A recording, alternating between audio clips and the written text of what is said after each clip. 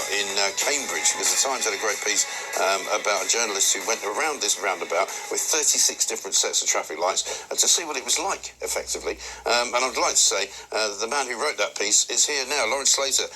Good to see you, Lawrence. Thank you very much indeed. Morning, Mike. You managed to get through it all. I survived. I know. But you know what was funny? It was after we did the piece yesterday, people were texting us in saying, I can beat that. I know a place in somewhere, like Bicester had a funny place. There was somewhere else where they went, they got 48 sets of traffic lights. I mean, it's insane, isn't it? Yeah, and I mean, you hit the nail on the head. Essentially, I know journalists aren't particularly renowned for their maths, but when I was at the roundabout, I went round and I tried to count each and every single traffic light. Right. And essentially, a new one would pop up, and I'd lose the train of how many numbers I'd counted. Yeah. Eventually, we got to 36. But to give you an idea of how crazy it is, on some single poles, there may be 3 different traffic lights. Kind of. So you've got traffic lights for bikes, presumably. Yeah. Traffic lights maybe for pedestrians. I don't know. Pedestrians as well. And then traffic lights for different lanes. Indeed. Unbelievable, because I'm trying to, in my head, one of the most complicated, and forgive me for being London-centric, you go across Blackfriars Bridge, northbound, and you get to the sort of end of it, and you're going, especially at night, there are so many different lights, you don't really know what's going on. Suddenly there's a green light, and you go, it's a green light, and you go, no, but that's not for me. Yeah. That's for somebody else. And then you have to wait for the next green light. No, that's not for me either. I mean, who's doing all this stuff? So this is a delivery body. It's called the Greater Cambridge Partnership, and essentially they want to try and improve walking and cycling. But as ever with these things, it's the motorists that lose out. I mean, the way you described it, you sat in traffic because of the fact that normally at a roundabout you can just go when you're able to, right? Exactly. Because there's nothing coming from the right. But you weren't able to because there was a red light that stopped you going. Exactly. And because I had to do this as a piece, not because I do this in my spare time, I counted how long the green light was on. Yes. And it was about 15 seconds, wow. Which was about 4 or 5 cars. I was going to say, yeah. Well, that happens a lot in London where you see a red light and it goes green and suddenly like 3 cars go and then it goes red again. Exactly. And for the purpose of this interview, I looked up the roundabout this morning, as you do on Google Maps, where you can see how busy it is, and it's all red, so it's backlogged this morning as well, and it had been backlogged yesterday. Right.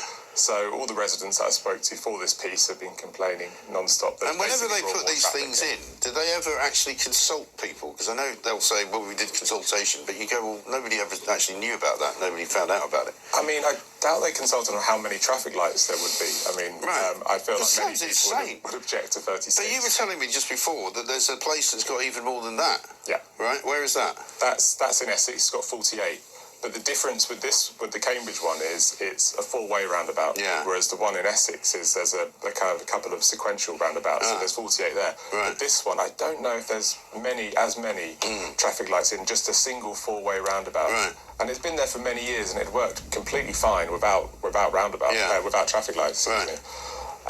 But it seems that the council wanted to encourage cyclists and pedestrians, and as a result, we've got queues and. But it's not just about. You see, I take a slightly different view. It's not just encouraging cyclists and pedestrians; it's discouraging drivers because they want you not to get in your car and drive. They want you to be so frustrated that you just go, either I'm not going to bother, or you're going to, take some kind of, friendlier form of transport. But it's quite insidious, I think.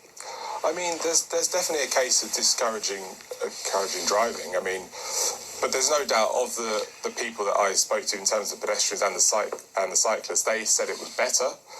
Some of the cyclists I saw, I don't care what cyclists think. I'm sorry, I don't care what they think. Of course, it's better, because there's hardly any cars there. Yeah. Well, you'll find this hard to believe, Mike, but some of the cyclists weren't following the rules as well. Really? What, you mean 36 red lights that they could go through without stopping? Yeah, I know.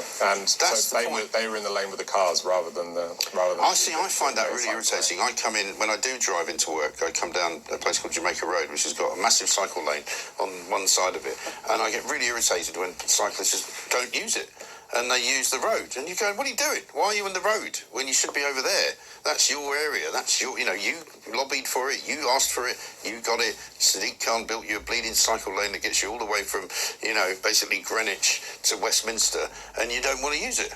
Well, Mike, you're welcome in Cambridge at any point. We'd love to have you. But you may be irritated by some of the I'm hearing it's quite a cycle-friendly town. I have to say, I am a cyclist, and I'm I do parts of it are very well. You seem very designed. reasonable for a cyclist. Well, that's very kind of you to say. As I said in my piece, it depends. If I'm driving, I tend to dislike cyclists, Yes. and if I'm cycling, I tend to dislike Yes, drivers. yes, there's some truth So to that, isn't there? I'm definitely a hypocrite. And what in that about regard. public transport? Is that any good there? Not Because that's the other problem, is they always say, well, try and use some alternative form. If you've got children or a pet or you've got shopping, you can't get on a bike, can you? No, buses are okay. I mean, Cambridge is a small city. Yeah. You can. I mean, from 2 miles, you can get to the outskirts in some of the areas. Right. But yeah, I mean, that's one of the. They are trying to encourage bus travel and as I said in the piece, more cycling and more walking, and just encouraging people to get out. Great weather for it as well, isn't it?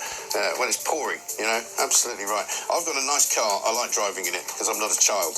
Anyway, listen, good to see you, Lawrence. Thank you very much indeed, Lawrence.